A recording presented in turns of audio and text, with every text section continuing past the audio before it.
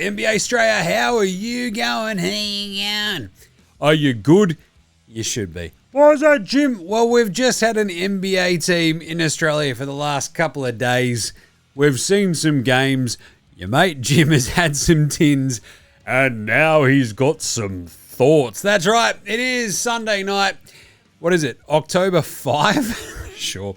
I'm your host, James Clements. Here in Larry Armour Studios, hanging out. Few tins deep. It's been a big day. It's been a big weekend. Just saying. I'll get to that in a second. So I figured I'd jump in here on the Sunday night and just set you all up for a big week ahead of NBA preseason gear by wrapping up the NBA NBL series, which was really, really fun. So there's two other little things about restricted free agency, and that's kind of about it. So I figured I'd just jump on, go through what we saw on the weekend, and then get out of your hair, just so there's a nice, neat little bow just wrapped all up around this little NBA, NBL prison. So let's get into it, I guess. It was a fun weekend. It was a big weekend. The squid is like more hot dog now than boy. And let's get into it. Let's go. This is episode 1303 of NBA Straya. Oh, let's go!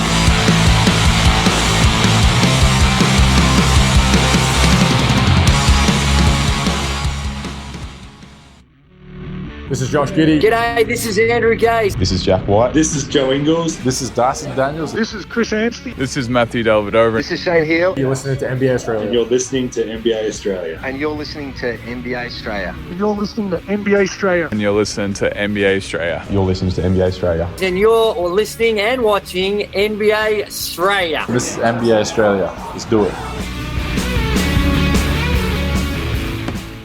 Watch out for the shark attack! You better watch out for the, the Zion Williamson attack if you're a small child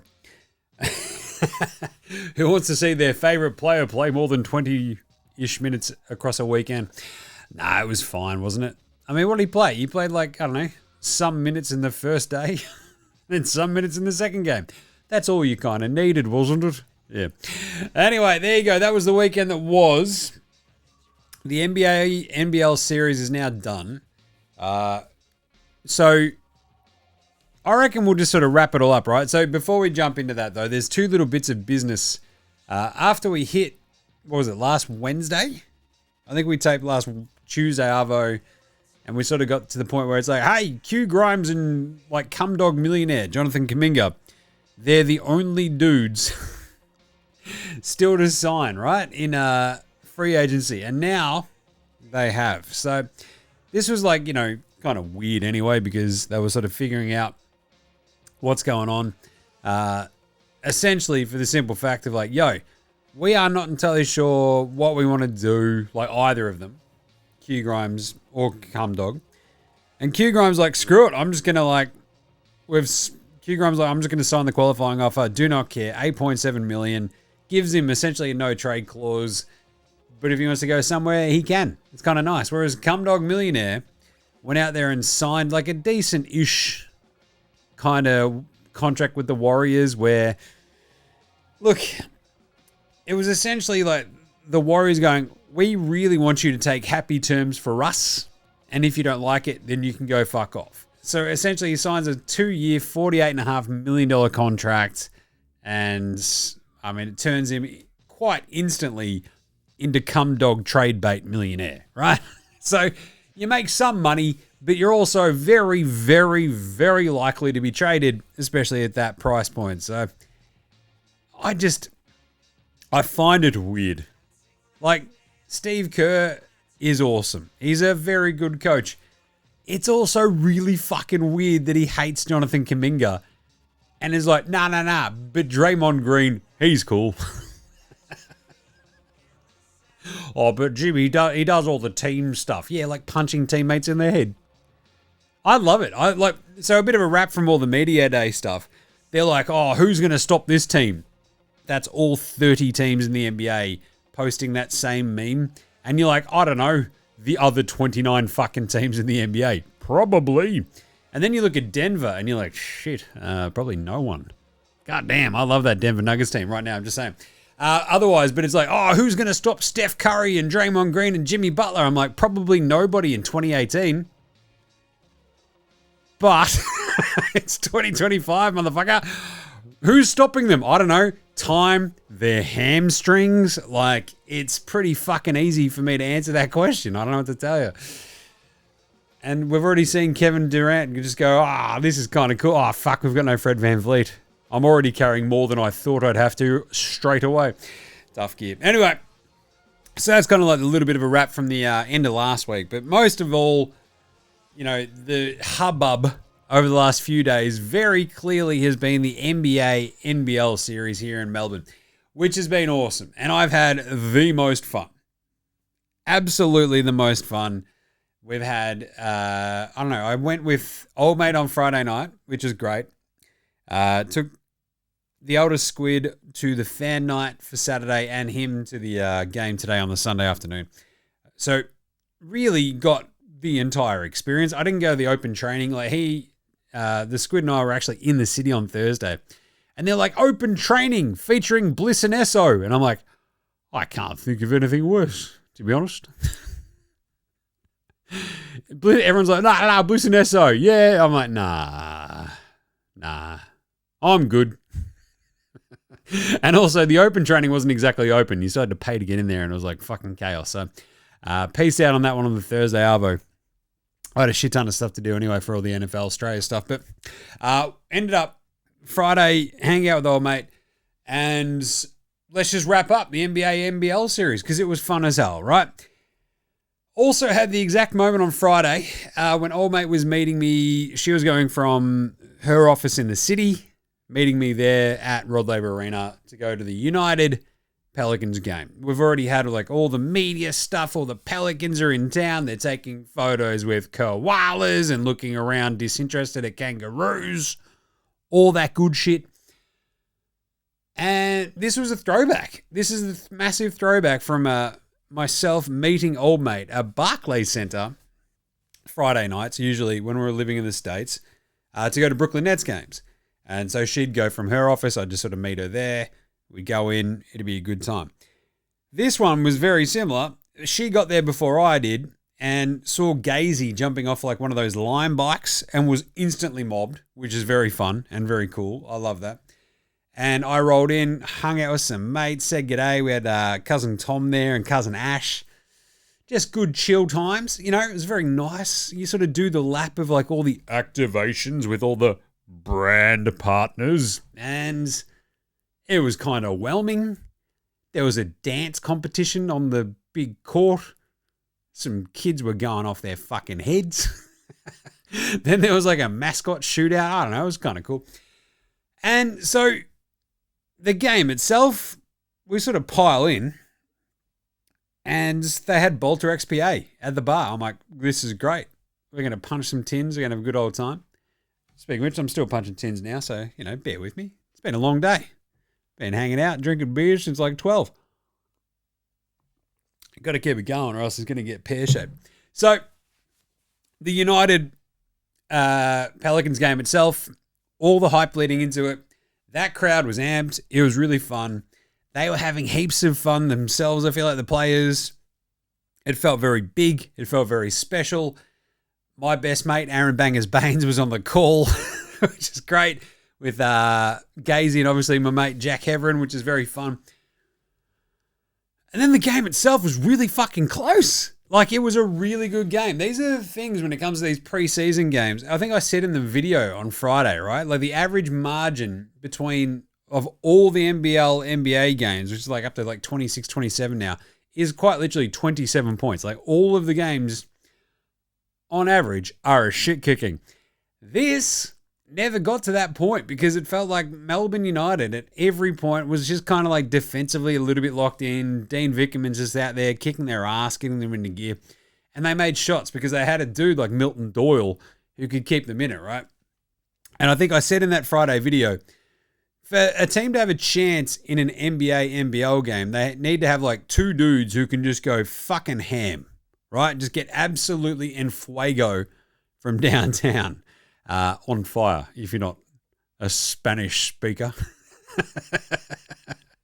But without Bubbles, without Chris Goulding, and he was suited up. He was there. He just wasn't quite healthy enough to play in the game. And without him there, you could see just the sheer the lack of top-end talent to get them over the edge. Milton Doyle was fucking awesome. What do you have, 25 points or whatever? And it was like the rest of the United role players who kept them in it, their fucking defensive-minded just doggedness really sort of put the Pelicans off their feet a bit.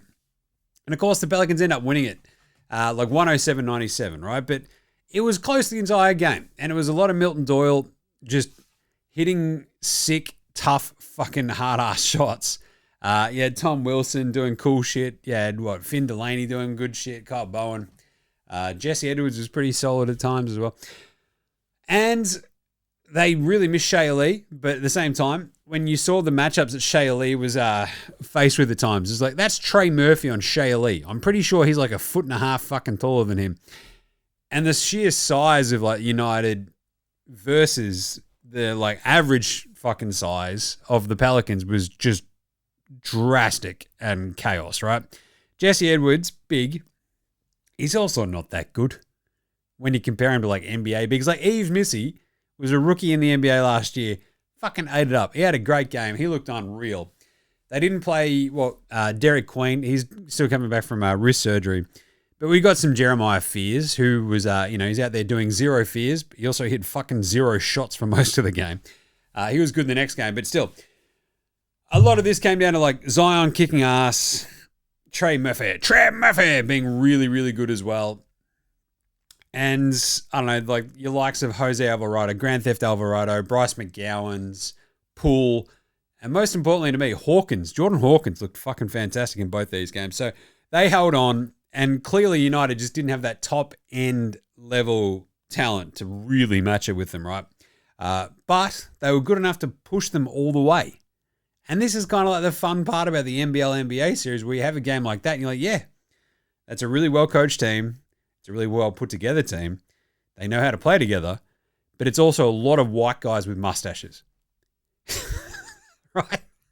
Like, there's a limit to how far you can go against an NBA team when you have that amount of white guys with mustaches. And, yeah, it's at best a 10-point loss, I feel. So that was the Friday. Dash Daniels was absolutely fucking unreal. To the point where you're like, how old is he? And they're like, oh, geez, he's like 17, 18. You're like, Jesus. That dude's going to be the NBA next year. And he was like absolutely looking like he belonged. Absolutely everywhere. To the point where just like the physical physiognomy, right, the type of Dash Daniels just fit with the Pelicans almost rather than with United. You just looked at the sheer fucking length of Dash Daniels' arms and you're like, he and Trey Murphy have got really long arms. They are NBA players. And Dash was everywhere causing all sorts of havoc. Love that for him. He was awesome. Great game. And they sort of, just couldn't quite get over the top down the stretch. So what was it, 107-97 in the end? Fun night. Really cool. I've got some other thoughts. I'll get to them in a second. Saturday was the fan night, which was really fun. Took the squid there. I had a gig to go at the SB with my mate. Her son was playing Rock Academy, which is really fun. They rotate a bunch of kids up on the SB stage. They're playing as part of their own bands, mixing and matching with some of the other kids and all that stuff. It was fucking great. Beautiful day. Saturday afternoon at the SB, having a great time. Had to go to the fan night after that. Perfect day. The Squiddy had a great time. He'd gone to the gig, hung out with me. He'd run down to the beach with his brother, the baby squid, who caused all sorts, just literally fucking slapped him in the head at some point with a sandal. Who throws a shoe? Right? Jesus. Anyway, so we lob out. Old mate and baby squid drop us off as they go back home from St Kilda. And he and I sort of like cruise around, check out the fan activations, all that sort of shit. The merch thing, the 2K thing, the Sharpie 10, all that sort of shit. And then we sort of just like lob in, get a couple of beers for me, not him. He's 6. He can't drink yet. And then they proceeded to do the fan night thing, which is essentially their all-star Saturday night, right? Skills challenge, dunk comp, 3-point comp. And on top of that, some shit for the kids. It's a dance-off with the Pelicans, like, what is it, the Pel squad. You got the United Hoods, and you got the fucking, the Phoenix Flames and shit. So you got all the dance teams having a dance. And you're like, that's cool. Then there was a thing with the mascots. You're like, that's cool. And there was a thing with the Harlem Globetrotters. And you're like, that's cool. And it never paid off. The Harlem Globetrotters did some shit where it's like, we've got into the crowd. We've gotten some people. And now they're going to have to do some stuff. But it's a secret. And then they never did anything with it. It was like, I expected them to come back at halftime or some shit. I didn't see it. I don't know what the fuck happened. It was weird. Anyway, we got to the Saturday, rest of the shit. The schools comp was fan-fucking-tastic. Yeah, the WNBL, Phoenix United, Pelicans teams of 3 doing like the skills challenge and shit. This was actually good. Way better than I think the actual Saturday night at NBA All-Star, because it came down to the wire as all the teams are chasing. I think Phoenix went first and set a really good time, and everyone's like trying to beat it. They couldn't quite get there. You've got like these, literally my favorite thing, and this is one of my all-time favorite things when it comes to basketball and when it comes to an all-star kind of thing. These teams were made up of 2 players and then just a random motherfucker, right? Just a random person from the crowd. This is like, I need a baseline of human achievement versus actual awesome athletes, right? That's what we got. So you've got this random fucking Joe Blow coming out of the stands. He's matched up with the skills comp. You got to dribble around the pylons, make your pass, all that sort of shit. You've got 4 chances to hit a free throw, then 4 shots at a corner 3. And like, some of these motherfuckers are hitting those shots. I'm like, that's awesome. And then some of the other ones are like, oh God, no. It was so fucking entertaining, because all you're doing is putting yourself in those person's shoes and going, oh, they're better than me. And they're just also a random motherfucker. It was so great. So that was a fucking absolute home run. And how the NBA haven't done this shit, what the fuck, man? Like, sort yourselves out.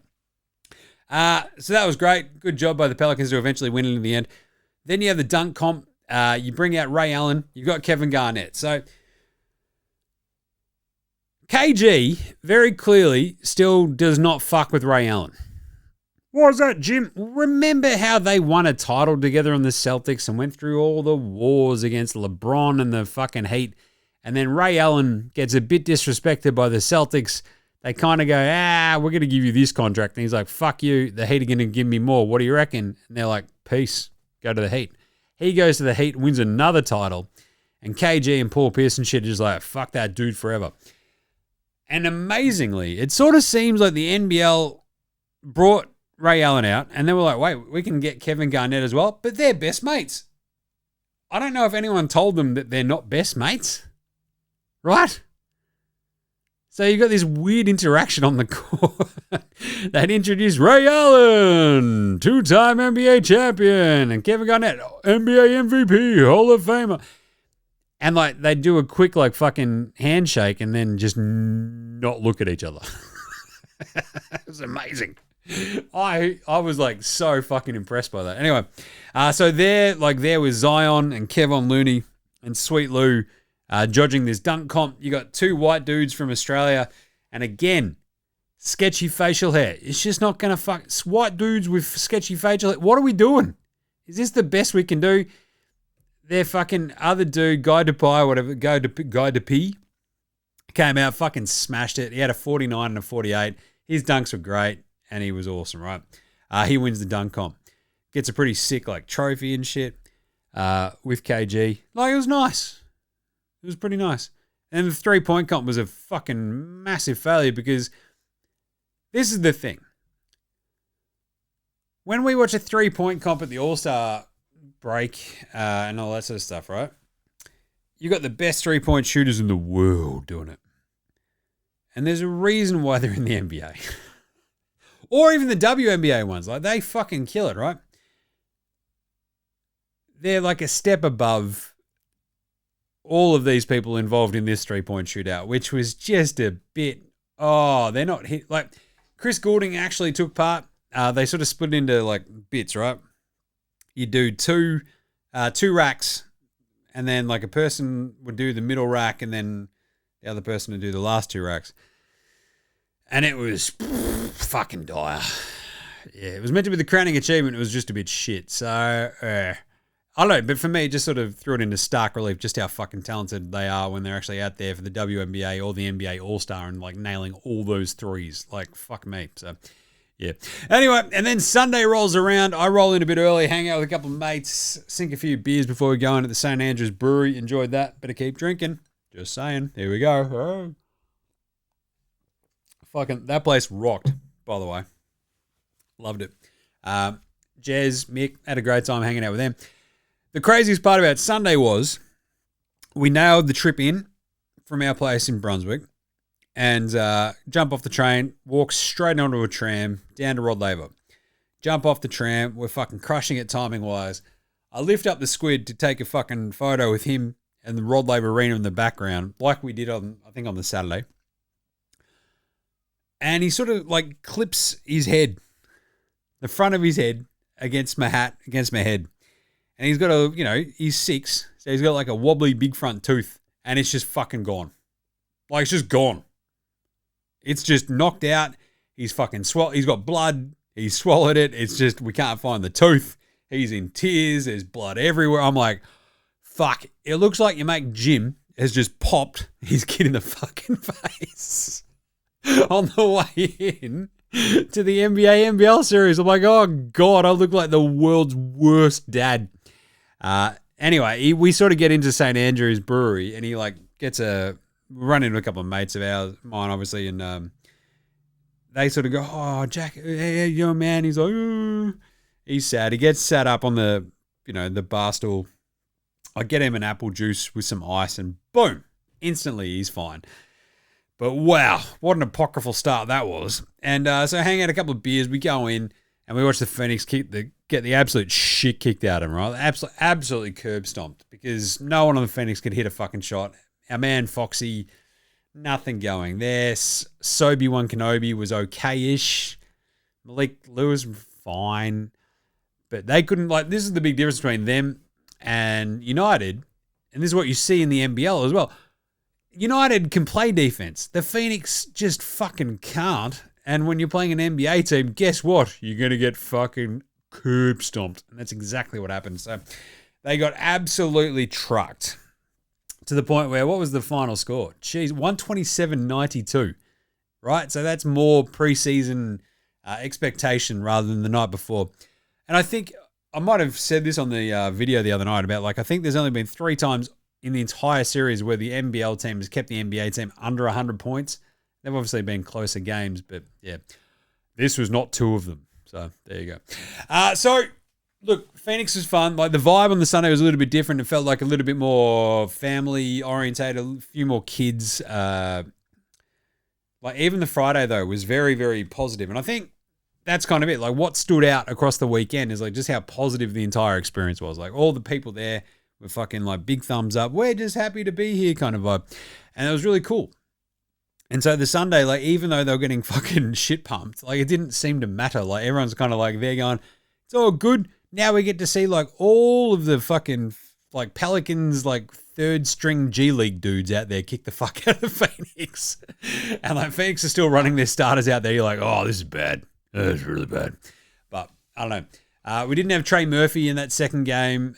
We still got we got Zion for each of the first halves of both games as well. So I guess to sort of wrap it all up, like, what stood out the most is that, like, Zion looked sleek. He looked good. He looked in control. As I said on the other video the other night, look at that rig. Oh, the rig is looking good. Looks a bit slimmed down. And everything is like, it seems like when he's like slimmed down to that degree, it all comes a lot easier to him. Like, he can move a bit quicker. He can get to shit a bit quicker. He can get his shot off a bit quicker. He gets by people quicker. It's like, who the fuck has not been in his ear like the last 4 years going, hey, Zion, remember when you were in college and you were faster and bigger than everybody? Just do that by dropping like 20 fucking pounds in the NBA, man. Stop being such a fat fuck and just go out there, right? And like, it seems like this year he's like, oh shit, you make a good point. So off he went. Like, his rebounding, his outlet passing, absolutely gnarly, getting by dudes. It's still really weird if you've listened to NBA Australia on the reg over the years, you know how I kind of feel about Zion Williamson. It feels like a lot of it is just like his diet. Empty calories, right? Maybe that changes this year with his diet as well, where it seems like it's a little bit more protein based. He's trying to figure it all out. It also always sort of like his contribution to the team almost always feels like it's beside the point. Like he'll get his numbers, he'll do his thing, and it almost always doesn't directly correlate with whether the fuck they win or lose. I don't know if that's changed, right? Maybe it has a little, because there's a couple of like moments there where like, yes, Zion, let's do more of these. Like these hard ball gets, like diving out of shit, diving for balls, going hard for these rebounds. I want to see more of that, right?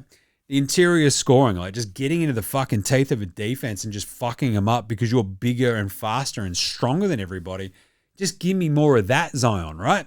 So that was kind of cool. I enjoyed that. I enjoyed the Zion experience. He played like, I don't know, 16, 18 minutes each game or whatever in the first halves and then sat the rest of it. It was fun. It was really fun. And as I said to old mate, this is the first time I had seen him in person. Like we moved home almost 7 years ago now. And so again, this was the first time I've seen an NBA team in person since we moved home, literally since this exact same weekend in 2018, when I think I was in Salt Lake City for, was it Wildcats Jazz or 36ers Jazz? I can't remember. But I was in Salt Lake City for that NBA series. That was the last time I saw an NBA team in person. Because then literally packed up our apartment in New York and moved home. And then smash cut to buying the house that we've got and having the squid like a fucking month later. And just my life is a blur since then. So I have no idea how I've done like fucking 8 years of NBA Australia now. It's crazy. But anyway, so this is the first time I'm seeing an NBA team in person. And it was like since then. And it was incredible. And it also just made me realize how much I've missed it, right? Being able to nitpick the absolute upper echelon athletes playing NBA versus like going to an NBL game and I'm just there to chill. I come there, I just fucking love basketball. I'm just watching them go hammer and tongs and I'm kind of invested a bit. And I'm like, yeah, this is great. Know all the players, hang out, do all the shit, talk all the shit, have a good time. Whereas the NBA stuff happens and I'm like, ooh, I have thoughts. It was great. Trey Murphy was looking incredible on Friday. Obviously didn't play on the Sunday game. Barely broke a sweat, even though he was kind of sweaty, but it felt like he was like a sheer step above everybody else apart from maybe Zion on that court. He might be the dude you build around if you're the Pelicans. I'm just saying. Jordan Hawkins was really good across both the games as well, right? His stroke is so fucking pure. All he needs is like a healthy like runway and just like let him play. Just stay out there, be healthy. That's all we ask for Jordan Hawkins. Because you can see the bones of this Pelicans team, right? If they get, like DeJounte Murray does his Achilles last year, it's all fucked. But now they've got Jordan Poole, I'll get to in a second. You've got Herb Jones, you've got Trey Murphy, you've got Jordan Hawkins, you've got Zion, you've got Yves Missy, you've got Kevin Looney. Like you can see the bones of a team there before you even get to the rookies, like Jeremiah Zero Fears and Derek Queen and shit. It's kind of cool and it kind of makes sense. Those wings are awesome. But otherwise, like, not saying Herb Jones is a bit shit, but he was injured. Derek Queen, obviously, a bit shit. Zero Fears, baby. As I said, Jeremiah Fears. He also hit Jeremiah zero fucking shots in the first game. He was pretty good in the second game. And he's also bigger than you think, which is the one thing I took away from today's game. We're a little bit closer for our seats, I think, for this game today. And he played a little bit more, had the ball in his hand a little bit more too, playing next to Jordan Poole sometimes. And otherwise, like, I kind of like how they work. They're kind of almost the same player, right? It makes a little bit of sense, while it also doesn't make too much sense that you got, like, Jordan Poole. But Poole, everybody loves him. That team fucking loves that dude. He loves being a dude. And guess what? He's going to have a great year. Absolutely carving it up while no one fucking cares, right? Jordan Poole is going to go out there and do Jordan Poole shit. No one's going to punch him in the head in New Orleans, and no one's going to fucking care, and they're not going to win many games, it feels like, right? Looney fits well. I like that. They needed some size next to Yves Missy, who looked amazing in both games, by the way. He's just so springy, so tall. So fucking back and forth. He had a couple of moments with his hands where you're like, oh, don't know, but otherwise, super solid. I've enjoyed that. But you sort of get this moment, like that sort of like the moment of clarity where you're watching Jordan Poole just jack up another three, and you're like, oh yeah. And then you're watching Jeremiah Fears jack up another three, and you're like, oh yeah, they don't have a point guard. I don't know how this is going to go. Are they going to run more point Zion? Because that's fine, but jeez. Looney, Derek Queen, Eve Missy. It feels like a much more substantial like front court rotation now than we used to have there for the Pels, but here we are. It was good to see Joe Dumars courtside trying to figure out how he can draft Dash Daniels number 1 overall next year before Joe Dumars realizes that he doesn't have a draft pick in next year's fucking, first round because he traded away because he's a dummy. Great job, Joe. Great job. Otherwise, look, Fears loved it. Very solid. Rest of their dudes like Shumate, Trey Alexander, Matkovic looks solid, I guess, at times. But really, my big takeaway was like Jordan Hawkins, just stay healthy. Let him play. Trey Murphy, superstar emerging. Zion. Jordan Poole's going to jack him up. Looney fits nicely. They'll be a solid team. But they're in the West. It's going to be a fucking bloodbath regardless. For the other teams, look, yeah, Milton Doyle, very good for United. Tom Wilson, Finn Delaney, Kyle Bowen, Jesse Edwards. They sort of held their own for a bit. It was really good. Solid. Just top-end talent. Not quite there, right? Tyson Walker, what was going on there? Just wasn't very good either, was he? For Phoenix, Sobes, Malik Lewis, my big one was that Foxy just did not hit a fucking shot all game, which is brutal. Aaliyah was good. But, yeah, Phoenix, they're another case in terms of the NBL stuff where you're like, hey, if the next time you guys play defense, we all understand it'll be the fucking first time. And how is this like a franchise thing? Like, you guys just never play D? That's cool. Okay. Geordie Hunter was awesome. I love him. He's fantastic. But otherwise, bit of a shit one. So, but, yeah, Phoenix get curb stomped. Pelicans ran out their G League dudes, kicked the fuck out of them. It's like, wow, suddenly there's a lot of Bryce McGowans. But 3 things to wrap up the weekend for NBA, NBL while I punch my microphone. It was amazing for the fans. Absolutely amazing, right? And that's what it's all about. The fans are the only thing that really fucking matter when it comes to this sort of stuff. It felt big being there, right? It was like a big sort of chaotic scene outside the actual arena. I think we needed more stuff going on out there, though, like maybe more live broadcasts, more OB stuff, more engagement with maybe some of the people outside to sort of give it a feel of like, oh shit, there's all these things going on. Because I think I pointed out that, like, I went to like an Atlanta, New Orleans, so Atlanta Falcons, New Orleans Saints, like random week 3 NFL game. And there might have been more hype outside of that game than there was even for this, right? Like, this is a big NBA, NBL thing, and they've like really leaned into it. There's a lot of shit going on. Whereas like a run-of-the-mill NFL game, people are fucking off their heads, like going crazy for it. So I don't know. But there was like a lot going on. You got Bliss and SO, Tones and I, like doing their stuff. I like that they've incorporated the artists. I don't know why it's Bliss and SO. It's like, all right, cool thing, 2013, like gnarly. But I don't know, the merch was always like big lines for that early. None of it was really that inspiring or kind of fun, but it still sold like fucking hotcakes, so that was all good. And it felt like the fans had a great time, right? The vibe was awesome. It was so appreciative. It was so nice. Everyone was absolutely vibing during the games and the Saturday fan activation. That was really fun. So people had a great time. That leads me into a second point. Can we also get a bit antsy? Can we get a bit pissy?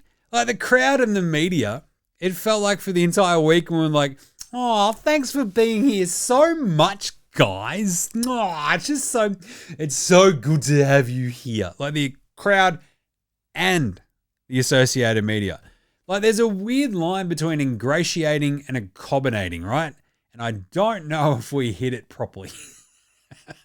It just felt a bit like, oh, shucks, it's good to have yous here. Oh, I love yous. Like, even old mate made a point which was there on Friday with me. She's like, we would roll in on a Friday night, just like a normal fucking middle of winter Friday night Brooklyn game, and the place would be lit. Like the crowd would be off chops, having a great time, involved, loud, and that was not quite what this crowd was about. I mean, you got a lot more families, I reckon, for something like this, but I mean, that's kind of it. The crowd would just be just happy. And yeah, you've got a lot of Pelicans fans there, but you've got United fans, you've got Phoenix fans, you've just got Australian basketball fans in general there. And it would have been nice for them just to be a little bit chippier. Like it was almost, sometimes there would just be like deathly fucking silence when the fucking banging Pelicans home court announcing shit wasn't playing at every moment. But I don't know. I feel like we could like still give a little bit of shit. You know, this is a professional league here in Australia, the NBL. You're playing against other professionals. They pay them. Come on. Our crowd could have been a little bit more antsy, just saying. And then the final point, though, that's kind of it. Australia proved itself. Now we need actual games. They played actual games in like France and shit. Let's fucking go. We need 2 NBA regular season games in Australia now. Like the preseason NBA games genuinely have been and always are a bit shit. Like that was never part of like obviously the marketing message going into this. But preseason games tend to just be fucking shithouse because you only play your starters the first half maximum. And then it just turns into a bit of a fucking run and gun for the rest of your roster. And that's fun when you've not seen an NBA team in person. And like this weekend was awesome for that. We got to see everybody on that roster who wasn't injured go out there, have a fucking fun time. But if we can now get 2 actual games out here for actual fucking marbles, my biggest thing is I come away from this entire weekend going, Australia has proved itself as a basketball fucking hotbed. Like this is a place that deserves NBA regular season games to be played on this soil. It took that long to get us preseason games. We're going to keep doing this. We're going to get regular season games. We need to make it happen. We're going to find the team that's going to sacrifice 1 or 2 home games, whether it be the Pelicans. I don't know. It was very cool to see like the amount of Pelicans gear out there. A lot of folks out there. My man who was in the Boogie Cousins Pelicans jersey was amazing. I was so fucking down with that. Love that. Sitting next to us, that was great. Absolutely love that jersey. My homie right there, he absolutely crushed that. But there was a lot of Pelicans gear. So maybe this is like, you know, Pelicans become Australia's team. Who knows? Or we could just fold the Pelicans, bring back the Sonics. I'm just saying, I'm wearing the hat still. I've been wearing my Sonics gear all weekend. But I think in regard that it's a raging success, like NBA, NBL proved that they could pull it off, right? The NBL proved that they could do something like this that was big. It was awesome. It was special. Fans showed up. Fans showed out. Rod Laver was jumping. The vibe was awesome. Like, fans proved that they would show up. Fans proved that they would have a great fucking time. So now I want regular season games that actually matter. Call me fucking greedy. Call me a dickhead. I don't fucking care. Like, we just need a team to give up 1 or 2 home games in a regular season and just like come here and hang the fuck out and do that again. Because, I mean, with Adam Silver's like, oh, we're not going to expand and bring back the Sonics yet, Jim. We're going to maybe look at international leagues and that'll buy us another 5 to 10 years of doing fucking nothing because I am the do-nothing commissioner, Jimmy. It's like, all right, thanks, Adam. You're doing a great job. But I think the biggest thing was United, Phoenix, and most of all the Australian fans. I think everyone put a great fucking foot forward. And so we sort of come away from this NBA, NBL weekend going, yeah, Australia is a basketball fucking country. That kicked ass. That fucking ruled. So, I don't know. I had a great time. Let us know if you were there. Send in your DMs. Hit us up on the socials. Tell us what you reckon. I had a great time. The Squid had a great time. Old mate had a great time. Mates who were there, they fucking loved it. And, like, this is it. Like, sometimes, obviously, I feel fucking wildly spoiled and privileged having, like, lived in the States and gone to a million games. I understand that folks over here haven't had that opportunity, obviously, and, like, to even see an NBA team in person. So, like, it is fucking amazing. Like, it was amazing to have that happen and to have it, like, give it such a big hullabaloo and a vibe. And it was great. And that's what it deserved. And that's what, you know, We sort of came away from it going, that was fun. That was fucking great. Now just give me some regular season games that actually fucking matter. I don't ask for much. Just saying. But there you go. That's it. So that's the NBL NBA wrap show. We're going to pop up again this week later on. Do some more preseason shit. I think this week, I think we're going to do over-unders next week. This week we're going to do basically like the biggest things I want to look out for. Some fun storyline sort of shit, right? And we're diving right into the NBA. So we're back, baby. So in the meantime, make sure you're following NBA Straya on Twitter, Facey, IG, YouTube, TikTok, all the good stuff, of course. We're all over the socials. Get around NFL Australia with myself and Gaz, crushing that at the moment. Jim does Supercoach. We're going to be doing NBA Supercoach all year as well. So we're going to be doing all of that on that show with a couple of shout-outs here. I think I crushed NBL Supercoach again this week. Fucking, yeah, it's not hard. Just saying. But anyway, it's really fun. So get around all of that. Check us a rating review on your Apple Podcast, your Spotify's, whatever app you're using on your Android phone to listen to podcasts. Rate, review, star, subscribe, all that sort of good shit. Big thanks always go to From Oslo for the intro and outro song. They rule. Go check out House Hats, Josh Delarentis, Fascinated Gold Mines, Ramshackle Army, Iowa, Section Green, and Dozers. They're behind all the tunes you hear throughout the show. So smash them all out. And we will have a special cooking. I ran into Baynesy this week as well. That was really good. Got the photo. We're going to do another Cooking with Baynesy later this week. That is a promise to you from me. So there you go. All right. That's it for the moment. We will catch you later this week, you dickheads. This is NBA Australia saying, look after yourselves, would ya? And later, hosen.